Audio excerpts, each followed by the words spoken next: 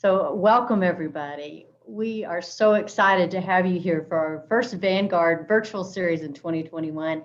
We're so glad to have everybody back together, and we're ready for a great kickoff for the new year. Many of you are very familiar with our Vanguard format, but for those of you who are joining us for the first time, let me just share just a few highlights of how our session goes today. Because of the large number of attendees, this will be a webinar format, which means that you will not be able to see other attendees. But your questions and participation are so important. So if you'd like to be part of the discussion, please use the chat feature, or feel free to raise your hand by using the raise your hand icon at the bottom of your screen. We'll be able to unmute you and bring you into the conversation. So with all the formalities behind us, it's my pleasure to introduce our guest speaker today, Juliette Bianco. Juliette began her tenure as the Anne and Ben Cohn Memorial Endowed Director of the Weatherspoon Art Museum on September 20th, 2020. With just a few short months of normal, Juliette soon found herself directing the museum through the virtual arena, and she certainly rose to the occasion. You'll hear firsthand how Juliette's vision for the Weatherspoon is laser focused on creating a university museum that is the hub of innovative teaching and learning. And Juliette is also very dedicated to creating a diverse and inclusive museum community. Juliette comes to us from Dartmouth College, having served for 25 years as the Hood Museum of Art. So with that, I am pleased to welcome Juliette as our guest. Juliette, thank you so much for being with us today, and we cannot wait to hear from you and to hear about all your vision for the Weatherspoon. Thank you so much, Mary. I'm going to share my screen so everyone can see the presentation. Great. Thank you all for being here. Thanks to Mary again, the Vanguard alumni, for inviting me to speak with you today. I'm really excited more than anything to hear from you and to get your ideas. So as I'm going through a short presentation, I'm really hoping to learn what ideas it sparks for you, what connections it might spark for you with your long-serving connection and dedication to this place that we all feel so close to, UNC Greensboro. I'm going to start with some thoughts for you, and then we'll move into discussion as quickly as we can. I've titled my talk, Staying Connected Moving Forward, because there's such a long and deep history of engagement with art here at UNC Greensboro and at the Weatherspoon Art Museum. But also, of course, as we all know, nothing stays static. And so we also are continuously thinking about how we move forward, how we stay engaged, how we stay relevant to our students, to our faculty, to our alumni, and to our community. And that's what I'm really looking forward to talking with you today about how the Weatherspoon can continue to be more richly knit into both academic and social life at UNC Greensboro and in the community by leveraging what we have as our unique assets. That's our staff. That's our ability to engage with unique works of art in the museum's collection with all of you. As a brief background, that was a very generous introduction, Mary. For me, I've been in the museum field, as Mary said, for 26 years. And for the last 7 years, I've been at Dartmouth College for most of those. But over the last 7 years at the Hood Museum of Art at Dartmouth, I helped to lead the planning, design, and construction of a $50 million renovation and expansion of the building. And you can see the picture kind of that construction in the top right corner. And then some of the new spaces in these other photographs. The reason I'm sharing that is not because a building construction project is all that interesting in and of itself, but because the reason for that construction was to ensure that the museum stayed completely dedicated to its mission of serving students and the community with art at the center. So in the top left corner, there's a talk that I'm giving about a sculpture by Fred Wilson in the museum, in the newly renovated museum. And so the project was to think about how do you take a museum with this unique assets and create spaces around engagement for those objects so that you can continuously increase your capacity to teach with them. So in the bottom right, you see Jamie Powell. She's the curator of Native American art at the museum. We created a classroom space in the museum where objects from the museum's collection could be brought out, and then a class could be taught. So there's a Native American Lakota vest there on display. That object was brought out for one class for an hour and then put away, and then another object could be brought out. So when you think about how you can activate your collections for the maximum amount of use, then you think about, well, what kinds of spaces would you create for that use? And that was a project that I finished right before coming here to UNC Greensboro. So I wanted to share that with you. So my move to UNC Greensboro was really about knowing and admiring the Weatherspoon Art Museum for nearly 20 years. Since its founding in 1941, the Weatherspoon has been a leader in supporting the kind of student and education and artist engagement that I've been talking about, and helping our communities confront and make sense of the issues of our day. One of the things that's very unique and wonderful about the Weatherspoon Art Museum is that our collection is modern and contemporary art. So unlike a museum like the Hood that has a universal focus where you have art from ancient Mesopotamia, as well as something that was made last week, the Weatherspoon's collection is grounded in collecting the art of its time at its time. So in its 80-year history, the Weatherspoon has developed this deep and rich collection of art from now, what was now in 1941 and what's now in 2021.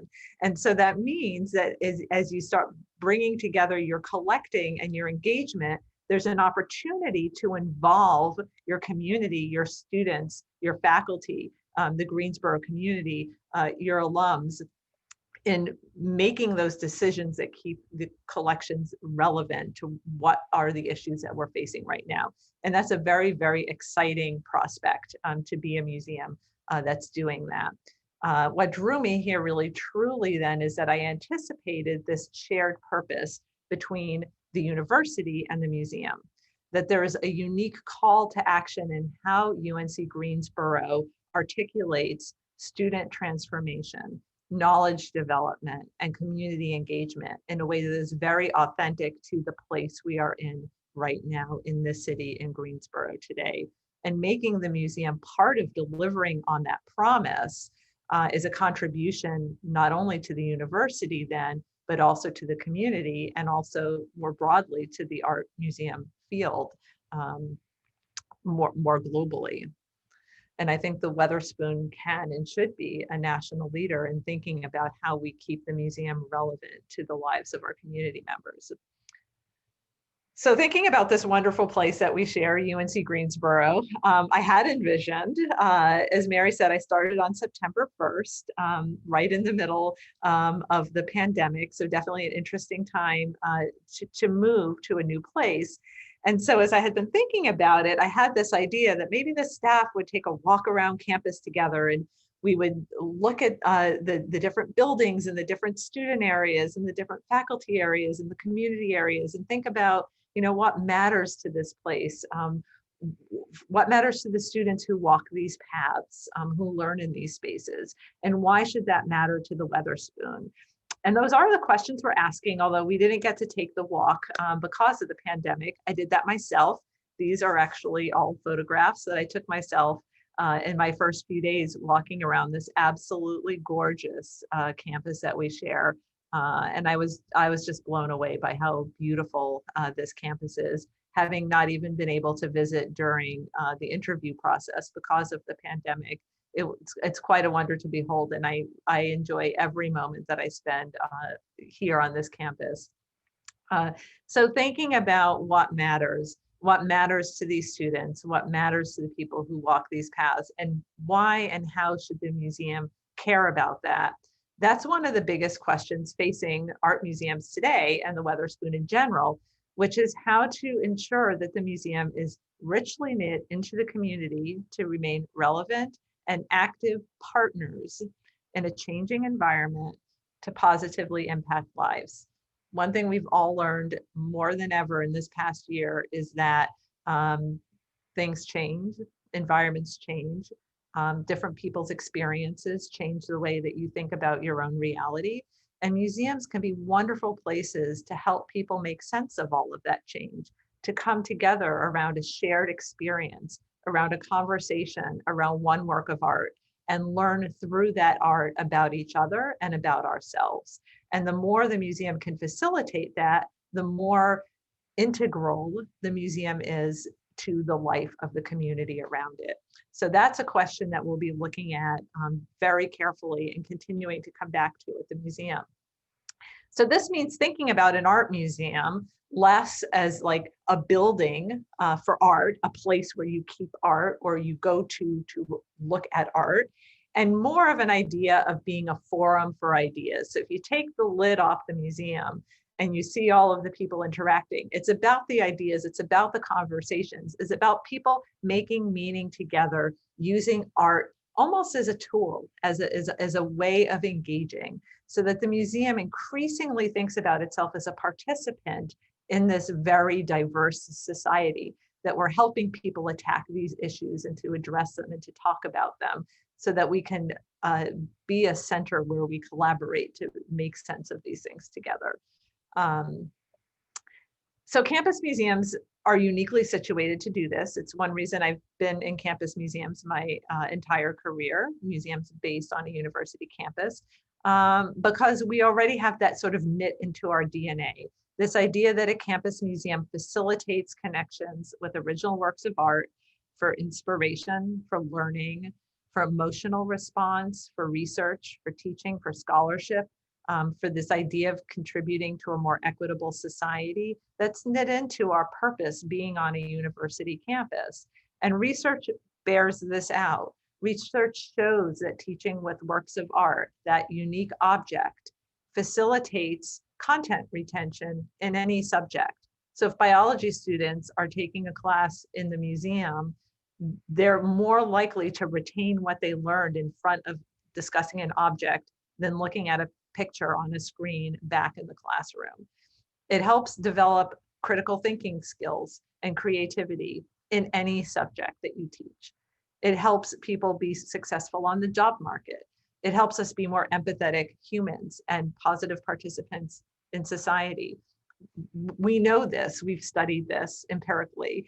And so if we understand our responsibility to enable those kinds of responses, those kinds of developments of critical thinking, creativity, and empathy, all of these things which make us ready to be a participant in a greater community, how do we envision the museum as a hub for increasingly facilitating those kinds of experiences?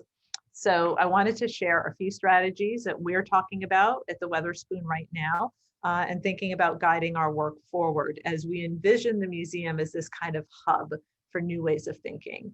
And it really falls around three ideas of sharing power and improving access, innovating and transforming teaching and scholarship, and connecting and resonating with the community. There are three, and if you think about the mission of UNC Greensboro, student transformation, knowledge transformation, community transformation, these three bullet points overlay those very nicely, because at the end of the day, the Weatherspoon success in delivering our mission is very tightly woven to the mission for UNCG in the greater community. And we see these as being very mutually supportive. So these are not three separate bullet points. This is a cycle of mutually reinforcing ideas. So as we're sharing power, as we're giving more access to our collections, more people will know about it, more chances there will be innovation and teaching and scholarship. The more we get out there, the more we're engaging, the more connected we'll be with the community. The community will give us more ideas for ways we can improve our access, and that feeds right back into the top. So this is really kind of a cycle of thinking about how a museum becomes a living, breathing organism within this larger sphere of our students, our faculty, and our community. Some of the ways that we're thinking about sharing power and improving access with our students is really inviting participation and extending opportunities for engagement. So imagine UNC Greensboro students participating in developing new exhibitions, helping us decide which objects enter the collection, sharing their interpretation of objects based on their research and on their lived experiences, their own lives.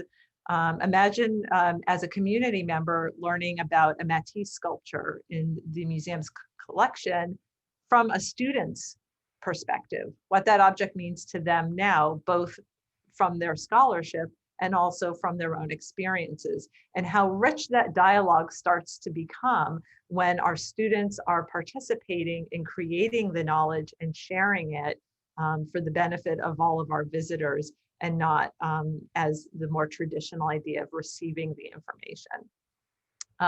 And then imagine that those perspectives become part of the object story through history. And that's related to my third bullet point, expanding online access.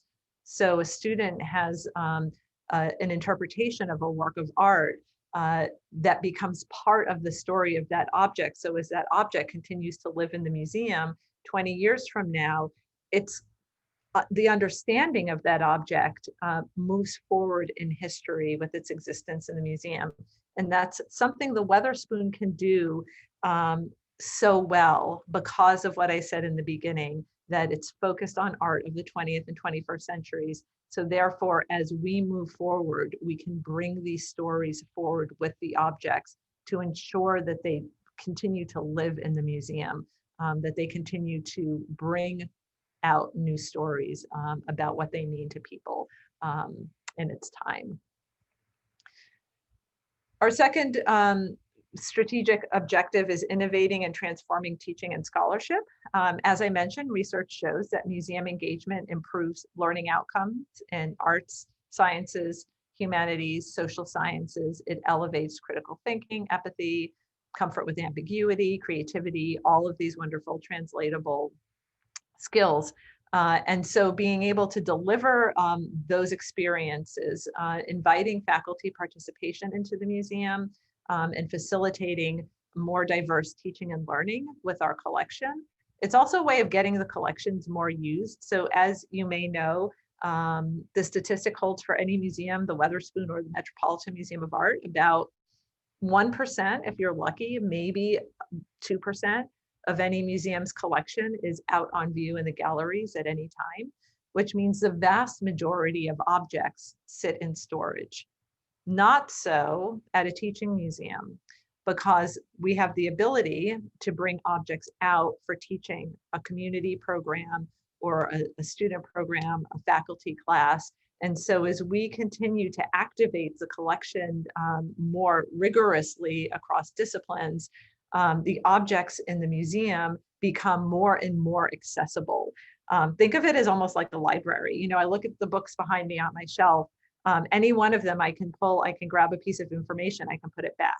While we can't invite people back to our storage to do that, we can remove that object from the shelf, bring it in, and then put it back. And therefore, the objects start to become used for making meaning for faculty, students in the community more regularly and more broadly. And so that's one of the objectives for the Weatherspoon, is to think about how we can start organizing ourselves around providing more access to our collections through this way. And then finally, thinking about connecting and resonating with the community, which is where really that cycle is complete. Any one of those would be its own kind of branch, like you could do that, but it's not complete unless you're resonating and connecting with the community and feeding that kind of cycle where you're inviting community participation as well. And the Weatherspoon very much endorses the core belief at UNC Greensboro that the university and community are mutually bound, that we share with the community a place, a fate, and a responsibility towards active partnership for the future of both. And so with this last part of the presentation, I wanted to show you just a few things that the Weatherspoon is doing right now to forward those ideas, a couple new things and a couple ongoing things that I'm hoping you'll be excited about as much as we are. The first one is that we are working on publishing the museum's first racial equity plan. We've titled it Leading Together. It's a 3-year plan, and it's really a lens to guide the museum's work. We'll publish it in February or March. And this is a statement as well as a path forward that articulates the Weatherspoon staff's commitment to building and sustaining a culture of equity, inclusion, and belonging. The museum staff recognizes, and through the development of this plan over the past 3 months, that art has the power to change the world, to affect change in the world, and that the museum can mobilize that power towards positive change if it's deliberate and intentional. So with this plan, the museum staff is announcing its commitment to fostering a culture of inclusive collaboration and teamwork, that we are committing to learning as an organization and including diverse points of view in our decision making. And the plan will be focused on improving access to the museum, improving collaboration, and committing to transformation, as you see in the bottom. That's institutional transformation. And that is an articulation of an understanding that if you improve access and invite participation in that access, if you improve and invite collaboration, your organization should change as a result of that. You should do things differently and do different things. And staying open to that and responding to it is how the museum continues to stay relevant into the future. That organizational transformation piece is a really key component, I think, for any organization that wants to ensure that it's consistently responsive and collaborative with its visitors. So we'll be publishing that online, and also we think a print piece. We've just started the design process right now, and that's been really exciting for our team. The next thing that we're doing in terms of encouraging more participation is that we are working towards creating a more welcoming visitor experience. Physically, that's manifest in some changes to our museum atrium. What you're seeing in the top left is a new welcome wall that we've installed on the campus. So when you enter the museum from the campus, you now have a very visible welcome sign, an announcement that you're at the Weatherspoon Art Museum, and a screen that rotates slides that tells you what's happening in the museum, what exhibitions are up, what programs might be coming up, what you can encounter. And then on the right is a drawing of what our new front desk experience will look like. The desk is going to be custom made, so it's going to take a while. But the idea, again, when you walk into the museum, we're thinking about our repeat visitors, but also our first-time visitors. Visiting a museum can be a scary thing. And if you've never done it before, you can feel out of place, perhaps like you don't belong, like maybe there are some rules. People always equate museums with rules. Maybe there are some rules that I might break and I'll be embarrassed, or I'll upset someone, or I'll do something wrong. And so the intention behind this renovation is to create a sense of you're welcome, you're at the museum, and here are some of the things you can do. So the screens behind the front desk in time will also have rotating messages created by visitors, social media feed, photographs of events that might have just happened, so that you can already start to see yourself in the museum before you've even stepped foot in the galleries. And then we created these cards that you have in the bottom right. We created a series of 3 I'm Here cards for visitors to pick up when they walk in. Sometimes you don't know where to go first. So if you pick up this card that says I'm here for the first time, and on the back of it, it gives you 3 ideas, simple ideas of things you can do. There's another one that says I'm here for calm, and it gives you 3 kind of meditation ideas you could have in the gallery. So again, the idea is to help visitors feel comfortable at the beginning of their museum experience before entering the galleries. As you may know, entrance to the museum is free. It's always been free. And we're recommitting ourselves. There's a difference between having a free museum and having a museum that's committed to being free for all of its visitors. And so we're choosing the latter, and we're choosing to recommit ourselves as part of our plan to always provide free admission. And we're coupling that pretty soon with an announcement of free basic membership to the museum as well.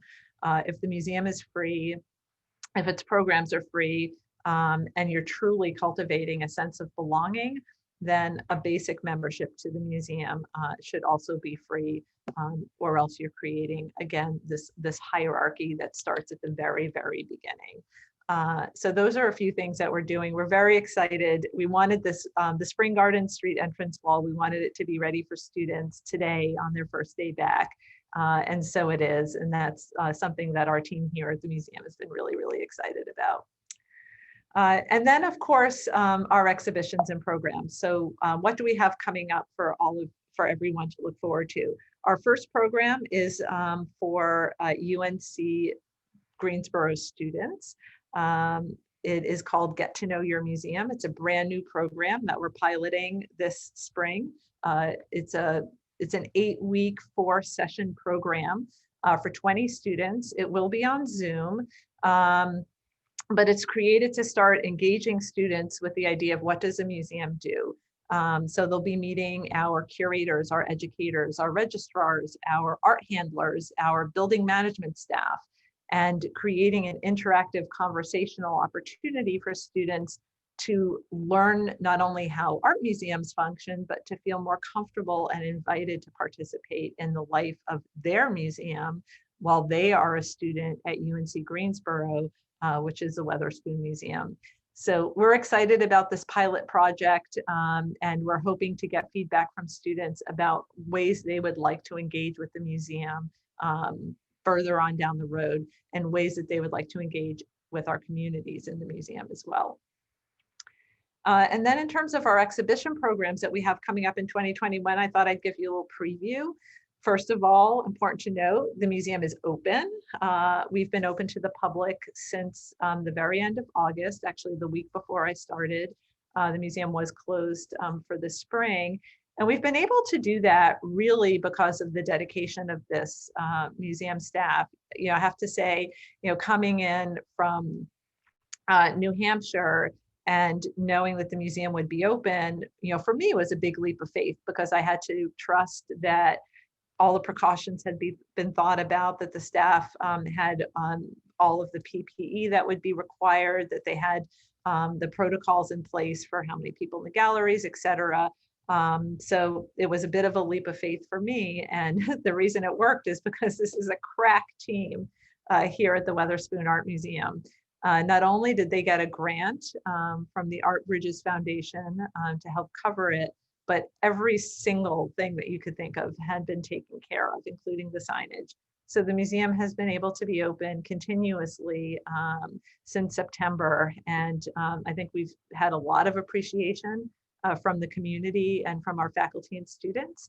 And we've had very appropriate levels of visitation that's allowed us to keep the museum open even at this time, and to do so safely and responsibly. And so, well, first of all, I never lose a moment to praise this wonderful staff here at the Weatherspoon. And I have to say, this was just a wonderful demonstration of that. We have a full slate of exhibitions coming up for you for this year. And really, in terms of being connected to our vision, we're looking for ways for the Weatherspoon to help people look at the collection more deeply, to support the creation of new artwork, and to explore art that we wouldn't be able to give you access to through our own collection because we don't have it. And therefore, can we borrow works for that kind of exploration? The first exhibition is opening very, very soon, Slow Looking, Deep Seeing. This is an exhibition that is built around the fact that museum visitors, this is scientific research, museum visitors spend an average of 8 seconds in front of a work of art in a museum. That includes reading the label. So this exhibition was designed jointly by our curatorial and our education department, and it's fashioned to help people to slow down, spend time looking and sharing what they've seen, not feeling like you have to see a whole exhibition to have your time well spent. It includes questions and prompts for learning to discover narratives in works of art, for contemplating, for noticing details, for interpreting movement in works of art. So it's an exhibition that's diverse selections from the collection, but really used to help quiet, slower and deeper contemplation of a work of art. And it's also going to support our teaching in the curriculum here at UNC Greensboro with our Art of Seeing program, which is a program that we've had for more than 11 years and is kind of a mainstay of our educational program here at the Weatherspoon. Then coming up in the summer and into the fall is the 46th iteration of the Art on Paper. This is a program that is singular to the Weatherspoon. It's been going on since 1964.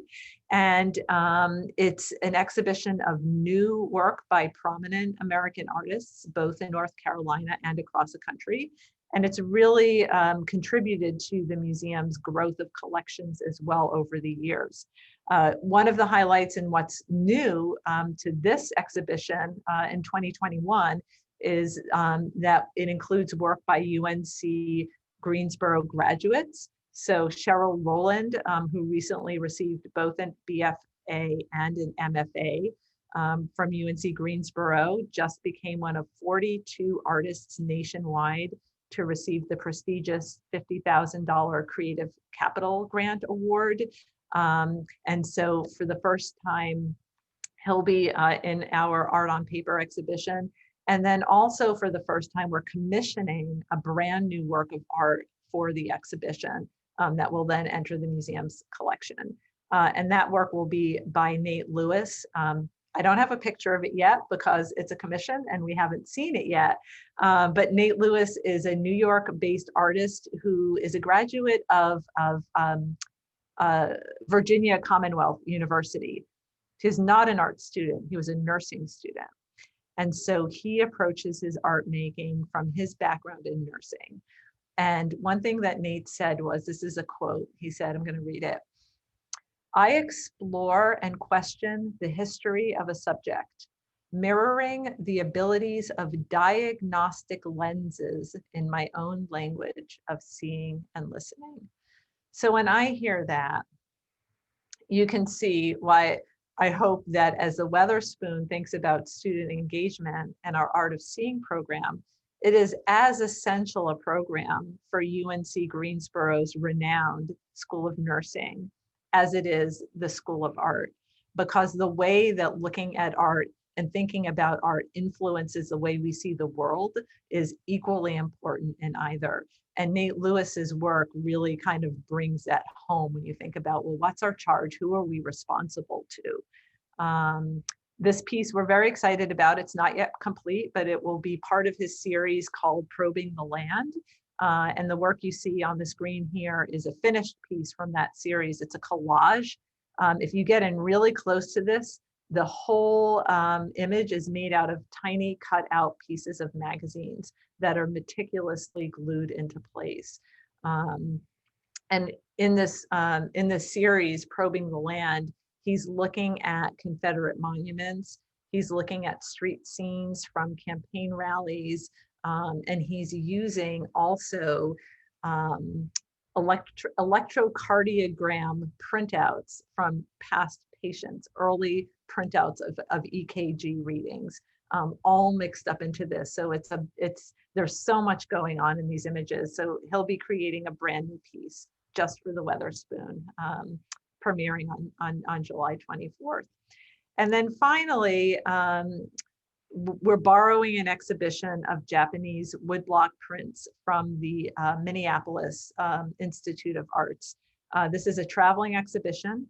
The Weatherspoon Museum does not have a collection of early modern Japanese prints, which is a major art form, a major art focus of the early 20th century. So by borrowing this exhibition, we're allowed to share this print revitalization tradition with all of our visitors.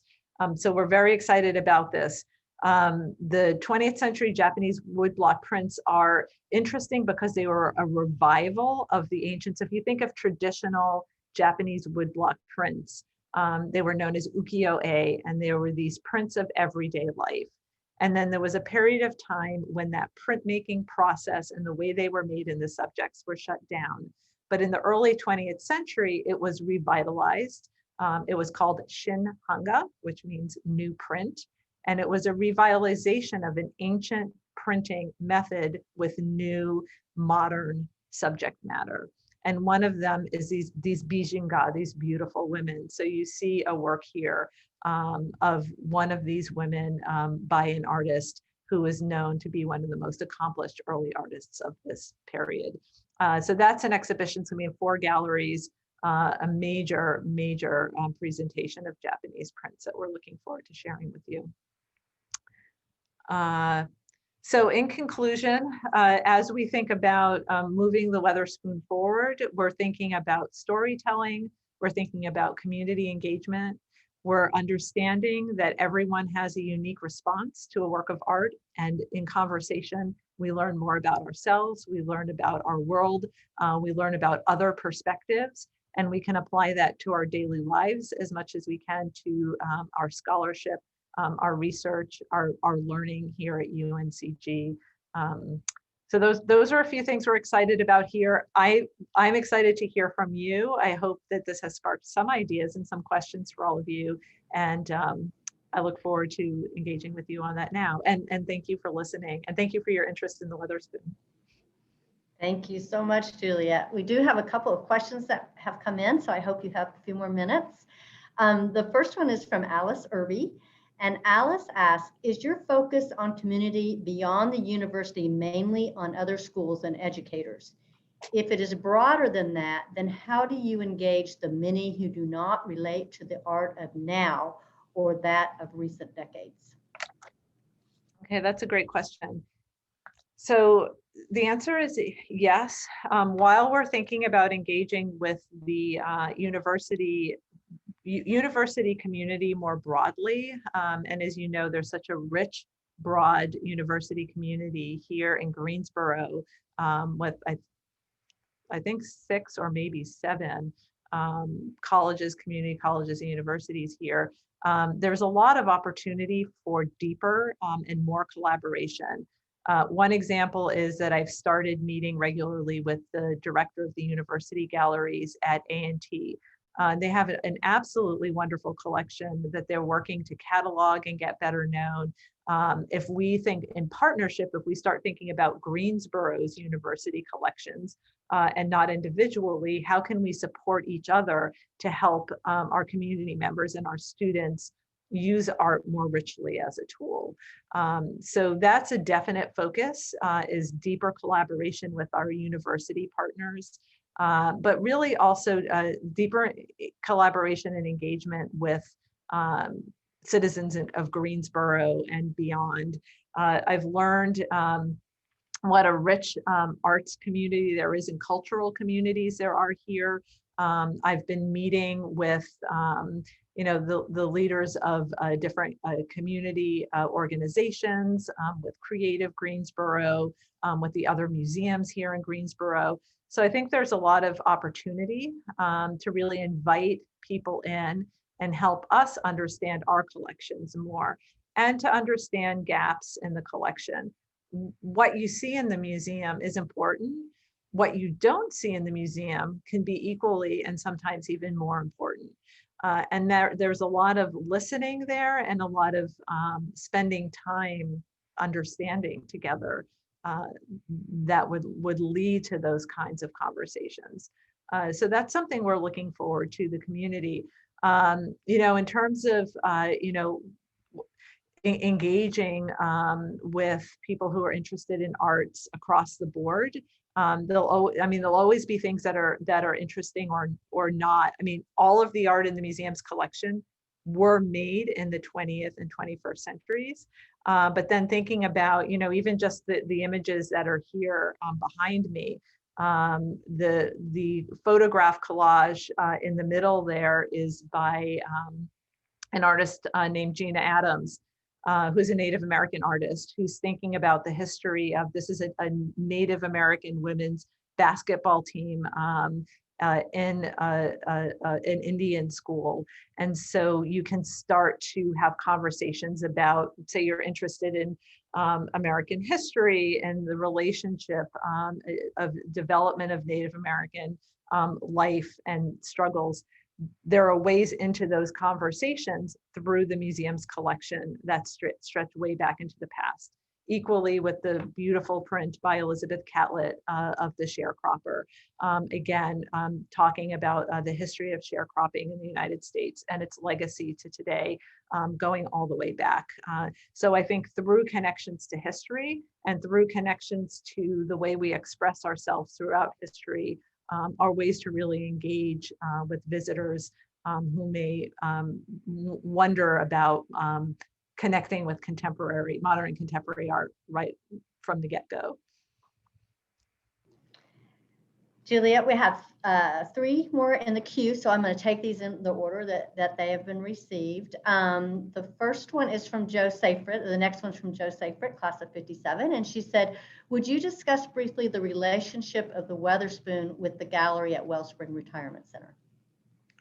Oh, great. That's something I'm learning more about. Actually, I haven't had a chance to go to Wellspring yet, to visit Wellspring. My understanding is that there's a rich partnership, particularly focused around education and thinking about how the Weatherspoon can be an important resource for continuing education and engagement with the arts for the residents of Wellspring. And that's really exciting. Thanks, Juliette. The next one's from Melissa, and Melissa asks, do you ever present exhibitions online for those who live outside of North Carolina? And that's a great question. Online exhibitions is a topic that you might imagine is heating up even more now during the era of living through this pandemic. And some of the conversations we're having at the Weatherspoon is, how do we take what we've learned, how do we take the best of what we've learned and make sure that that becomes part of our program moving forward? And I don't think anyone would argue that we could all be together in this space right now, perhaps more easily in some ways than we could have before. Having our programs online, we did a talk with Gina Adams, for example, the artist I just mentioned here, where people could join the program from all over the country. And so I think the idea of having a program that's only for people who happen to make it on a particular Wednesday at noon is something that all museums are going to need to start confronting. And learning from these kind of hybrid models that have been cropping up across the country during COVID. I can say that some museums that jumped in very, very quickly learned a lot as well. And so about what works and what doesn't work. The peak of visiting online exhibitions at museums was 2 weeks after the lockdown. And so museums are paying attention to this. And what we're going to be studying and thinking about is, where do you increase access, not through saying, we used to do this exhibition in a gallery, we're going to throw it all online, but rather, what do our constituents out there, outside of our constituents in other states and California, whatever, what do they want from the Weatherspoon, and how can we make sure that we can start delivering that? So again, it's this responsiveness. What do they want? How can we respond, rather than, which is understandable, here's what we do now and we'll put it online. So we're having these really rich discussions about how we make sure we keep the kind of access that we've been able to enable during this pandemic. Thank you. Your next question is, how do you make a concerted effort to obtain really good artwork from renowned artists? Relationship building and money.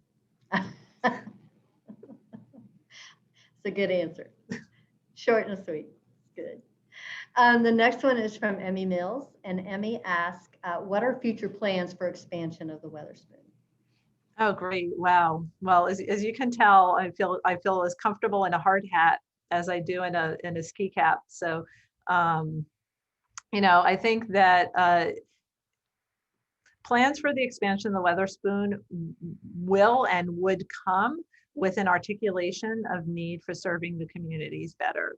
So as we're moving forward with some of the plans I talked with you today, as we identify through proof of concept programs, like that student program that we're starting in a couple of weeks, as we learn how the museum can best serve the mission of UNCG for its students, faculty, and for the community. And as we think about what a Weatherspoon museum that serves that more fully looks like, that's when I would want to talk about, thinking about the future. I'm a strong believer in mission following practice. So, you see a lot of museum building. We've all seen it, the Bilbao effect in the 90s, bigger, better, more. I believe that a purpose-built museum is one that builds its program and responds to the need of its audiences, and the building would need to respond to that.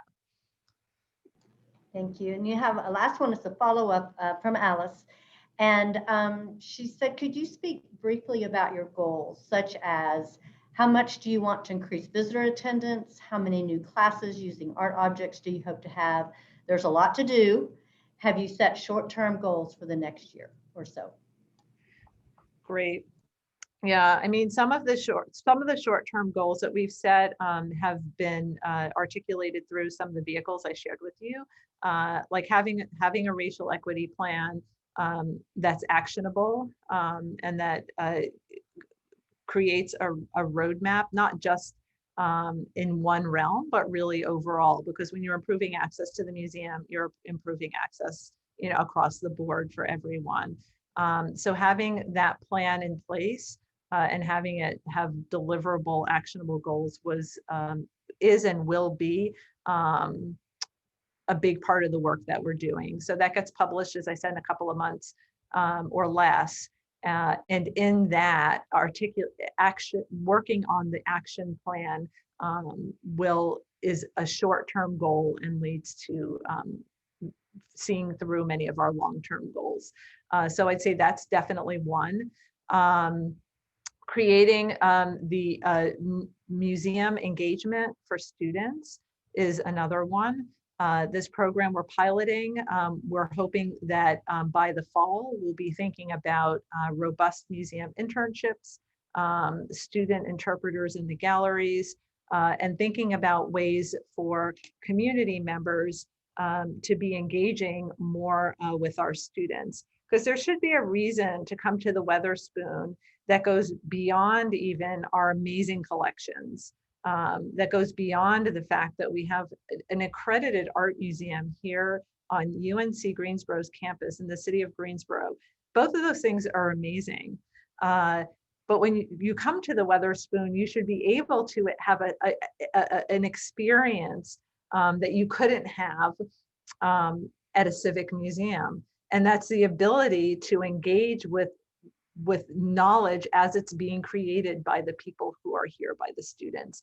So as much as we can be working towards fostering a community where we're constantly learning and exchanging dialogue across these different audiences, that's what we're looking to do here at the Weatherspoon. So a short-term goal is to learn how and what will make sense for student engagement at the museum. That's why we're doing this program. We're also working on a pilot project that will create spaces for community members to have more direct dialogue with us and with our collections. So I think, for this year, it's about inviting, engaging, and helping to learn what will foster a culture of belonging at this museum that's more inclusive. Thank you. I think we'd all agree this hour has just absolutely flown by. Your passion is obvious, Juliette. We are so glad to have you here with us at UNC Greensboro.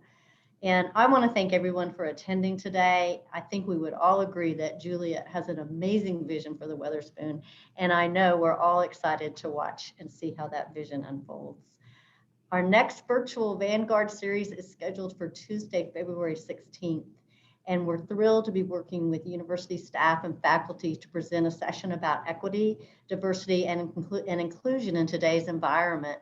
We'll tackle some tough issues and work through how to navigate conversations that are sometimes very difficult. So I hope you'll plan on joining us. We'll certainly send out notifications so you'll have an opportunity to sign up. So in the meantime, take good care, be well. Thank you all. It was so great to have everybody together again. Happy 2021.